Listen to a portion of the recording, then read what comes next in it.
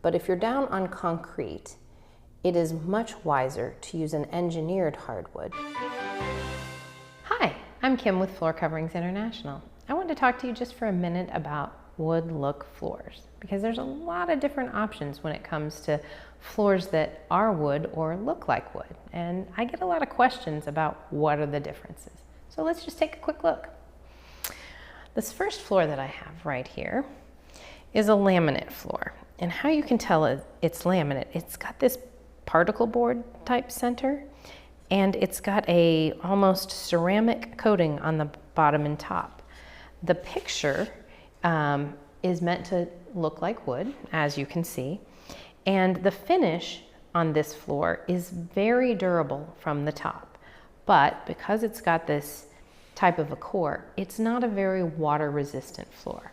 Now, there are some on the market now that are more water resistant, but still, it's a pressed wood center. The next floor that I wanted to show you is luxury vinyl plank.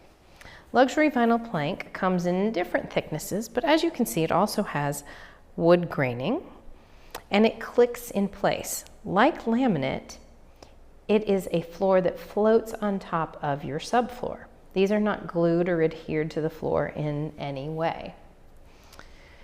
It's a cost-effective solution, more cost-effective than wood or tile, and it gives you a nice wood look. Generally speaking, for laminate and luxury vinyl plank, and even the next one, which is tile, the planks are all the same length.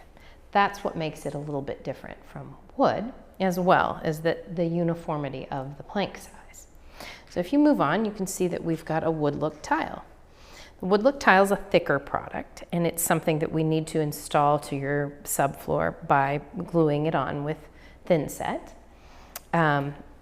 We can give you a beautiful tight grout line if you choose to buy a rectified tile, and this one happens to be a rectified tile. You can tell because the edges are super sharp, and what that means is that it was cut after it was fired, so it was cut a second time. Most tile is just cut once and then fired, but a rectified tile is also gets an extra step, and that means that I can get the grout lines really tight, like 1/16 of an inch, so that it looks more like wood, because it looks like fake wood if you have a tile floor and you have a really wide grout line. Okay, so moving on. The floor that we have down here, this is an engineered pre-finished hardwood. So you can probably see the tongue and the groove, and you can see the different layers in this hardwood. It's pre-finished, so it's stained before it comes onto the floor. Before it comes into the house, it comes in boxes pre-stained, and the finish on most of these, or the ones that I sell, usually has a hardener in the top of it, like aluminum oxide. That makes it a really durable surface. More durable than any finish that we can put on in your house. And then lastly, I have two separate pieces of unfinished hardwood.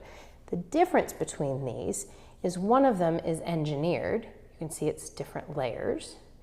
And then the other one is solid. You can see it's all one piece of hardwood that's just been cut with the tongue and the groove. Now, in Houston, on the second story, you can use either of these two products. But if you're down on concrete, it is much wiser to use an engineered hardwood because it's more dimensionally stable.